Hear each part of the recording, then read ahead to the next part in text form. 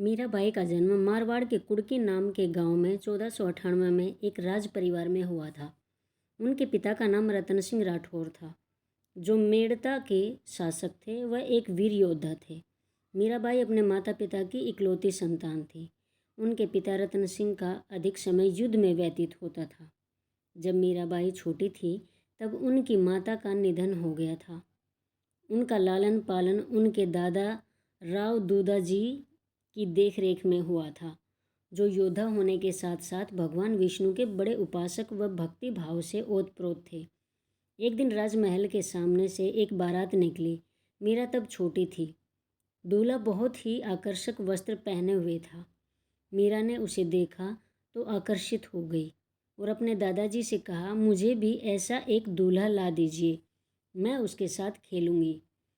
मगर बालिका मीरा को दूल्हे के बारे में कुछ पता नहीं था। मीरा के दादाजी ने श्री कृष्ण की एक मूर्ति मीरा को देते हुए कहा, देखो यही तुम्हारा दूल्हा है, इसकी अच्छी देखभाल करना। अब मीरा को जो चाहिए था वह उसे मिल गया। मीरा ने प्रसन्न होकर उसे स्वीकार कर लिया। वह उस मूर्ति के साथ हमेशा खेलती रहती और उससे ऐसा व्यवहार करती थी मानो श्री कृष्ण ही उसके पति हों। मीराबाई के दादाजी साधु संतों का बहुत सम्मान करते थे। उनके महल में हमेशा साधु संत या कोई अतिथि आते रहते थे। एक बार रैदास नामक एक सन्यासी महल में आए। रैदास संत रामानंद के शिष्यों में से प्रमुख थे, जिन्होंने उत्तर भारत में वैष्णव संप्रदाय का प्रचार किया। उनके पास श्री कृष्ण की एक सुंदर मूर्ति थी। वह उस मूर्ति की स्वयं पूजा करते थे। मीराबाई ने उस मूर्ति को देख लिया और उसे मांगने लगी। सन्यासी कुछ देर पश्चात महल से चले गए, मगर मीरा उस मूर्ति के लिए हठ करती रही, यहाँ तक कि उसने उस मूर्ति को पाने के लिए भोजन करना छोड़ दिया था। किंतु अगले दिन सुबह रैदास वापस राजमहल में लौट आए और उन्होंने श्री कृष्ण की मूर्ति मीरा को दे दी। रैदास ने कहा, पिछली रात श्री कृष्ण मेरे सपने में आए और कहने लगे, मेरी परम भक्त मेरे लिए रो रही है, जाओ उसे यह मूर्ति दे दो। यह मेरा कर्तव्य है कि मैं अपने स्वामी की आज्ञा का पालन करूं, इसलिए मैं यह मूर्ति मीरा को देने आया हूं। मीरा एक बहुत ही बड़ी कृष्ण भक्त है। कुछ विद्वानों का मत है कि यह कहानी केवल कल्पना नहीं अपितु सत्य घटना है।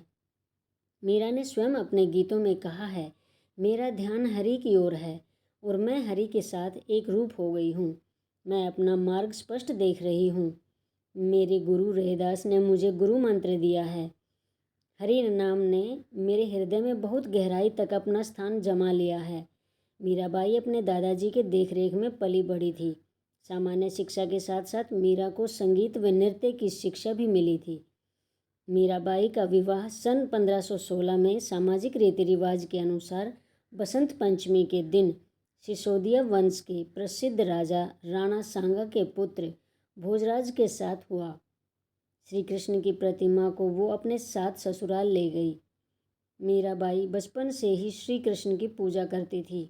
उसके मायके में किसी भी व्यक्ति ने उसकी राह में विघ्न नहीं डाला था, परंतु उसके ससुराल वाले मीराबाई के इस कृष्ण भक्ति से रुष्ट होने लगे थे। वे कृष्ण भक्ति के विरोधी हो गए, पर इसका मीरा पर कोई असर नहीं हुआ। मीराबाई के ससुराल में कई शूरवीर योद्धा हुए। भोजराज भी बहुत शूरवीर था। प्राचीन काल से ही उसके परिवार के लोग भक्ति की देवी दुर्गा, काली, चामुंडी की पूजा करते थे। वे विष्णु की पूजा नहीं करते थे। मीरा बचपन से ही यह विश्वास करती थी कि गिरधर गोपाल ही उनके स्वामी हैं, किंतु अपने दाम्पत्य जीवन में उन्होंने कभी भी अपने पति की उपेक्षा नहीं की। एक आदर्श पत्नी की तरह उन्होंने अपने पति को संपूर्ण स्नेह और प्रेम दिया। वह कृष्ण के प्रति पूर्ण रूप से समर्पित थी। वह उनके लिए मधुर कंठ से गाती और नाचती थी। चित्तौड़ राजघराने की प्रतिष्ठा बहुत ऊंची थी। ऐसे परिवार के लिए यह कितनी अपमानजनक बात थी कि एक राजकुमार की पत्नी साधु संतों के साथ नाचती गाती है। इतना ही नहीं, माँ काली की पूजा न करके उसने अपनी ससुराल की परंपरा की अवहेलना कर उनका अपमान किया था। परंतु भोजराज मीराबाई से अधिक प्रेम करते थे। इसलिए उसके विरुद्ध कुछ नहीं कहते थे। आखिर में भोजराज ने केवल मीरा के लिए राजमहल के पास ही एक मंदिर बनवा दिया था। युद्ध में घायल होने के कारण 1521 में भोजराज की मृत्यु हो गई। मीरा तब मात्र 23 वर्ष की ही थी। पति की मृत्यु के बाद मीरा का देखभाल करने वाला कोई नहीं बचा था। इसके बाद कई लोगों ने उन्हें पागल की संज्ञा देकर अपमानित किया।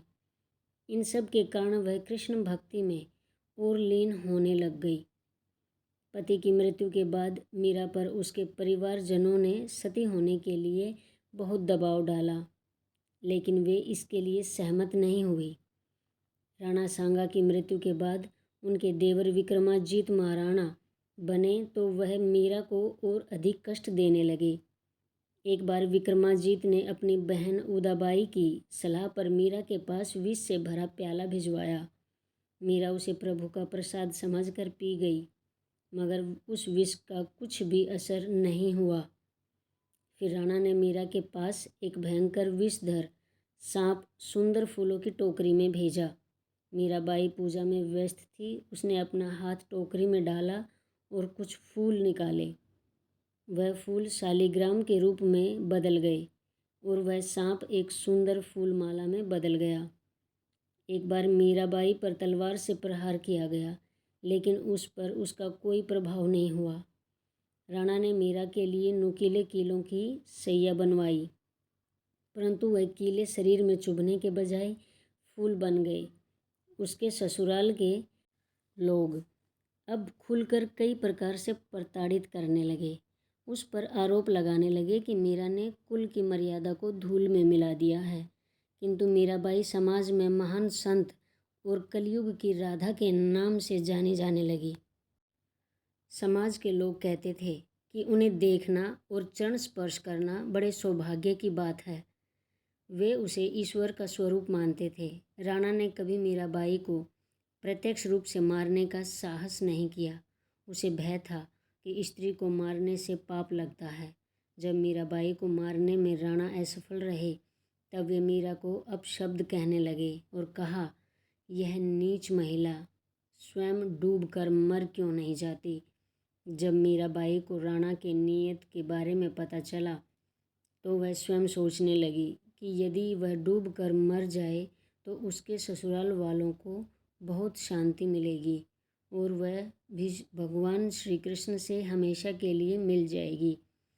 इन सारी बातों का विचार करके मीरा नदी के किनारे पहुंच गई और खड़े होकर श्री कृष्ण से प्रार्थना करने लगी, हे प्रभु, मुझे अपनी शरण में ले लो।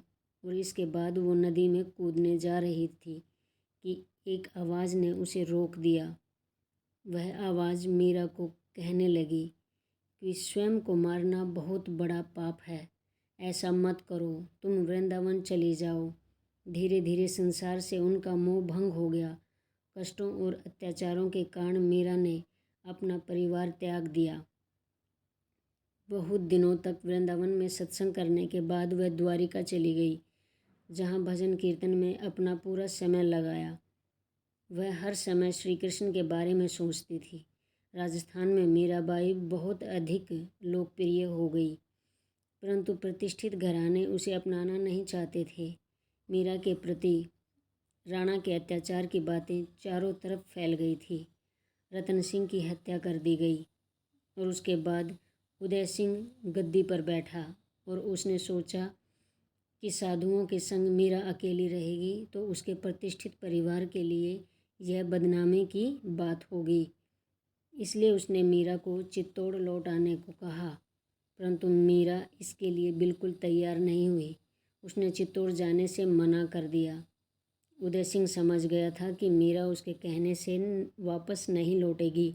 उसने चित्तौड़ से 5 ब्राह्मणों को मीरा से अनुरोध करने के लिए भेजा कि वह चित्तौड़ लौट जाए। मीरा सोचने लगी कि वह वापस राजमहल में जाएगी तो वही पुरानी बातें फिर दोहराई जाएंगी। इस समय मीरा की आयु लगभग 48 वर्ष की थी। इसके पति के निधन को 25 वर्ष हो गए थे, परंतु उसका परिवार अभी भी उसकी हत्या करने का प्रयास कर रहा था। इसलिए मीराबाई अपनी प्राण रक्षा हेतु उन सब से दूर द्वारिका चली आई। उसने यह संकल्प कर लिया था कि केवल श्री कृष्ण से ही संबंध रखेगी और किसी से संबंध नहीं रखेगी। ब्राह्मणों ने मीराबाई को समझाने का बहुत प्रयास किया, मगर मीराबाई उनके साथ चलने के लिए तैयार नहीं हुई। तब उन ब्राह्मणों ने कहा, यदि आप हमारे साथ नहीं चलेंगी तो हम यहीं पर अन्न छोड़कर अपने प्राण त्याग देंगे। ब्राह्मणों की बात सुनकर मीरा बड़ी विचित्र स्थिति में फंस गई। वह नहीं चाहती थी कि इन ब्राह्मणों की मृत्यु मेरे कारण हो। कुछ सोचकर मीरा ने ब्राह्मणों से कहा कि आप लोग रात भर मंदिर में ठहर जाएं, और अगले दिन चित्तौड़ चलने के लिए वह राजी हो गई। ब्राह्मणों को यह जानकर बड़ी प्रसन्नता हुई और वे मंदिर में ठहर गए। जब ब्राह्मण सुबह उठे तो मीरा वहाँ नहीं थी। उन्होंने मीराबाई को बहुत ढूंढा, पर उनका कहीं पता नहीं चला। मीरा तो नहीं मिली, किंतु उनकी साड़ी श्री कृष्ण जी की मूर्ति पर मिली। वह मूर्ति में समा गई थी। उनके भक्तों ने यह निष्कर्ष निकाला कि शायद वह अपने प्रिय परमेश्वर गिरिधर से जा मिली है। मीराबाई श्री कृष्ण की मूर्ति में तो नहीं, पर श्री कृष्ण के रूप में परमात्मा में समाई थी। मीरा ने उसे दुख देने वालों और दुर्व्यवहार करने वालों के साथ कभी भी बदले की भावना अथवा घृणा और खराब व्यवहार नहीं किया। उसके प्रेरणादायक व करुणामय जीवन चरित्र से ऐसा प्रतीत होता है कि एक भक्त अपने परमेश्वर के लिए हर प्रकार की कठिनाइयों को सहन कर सकता है।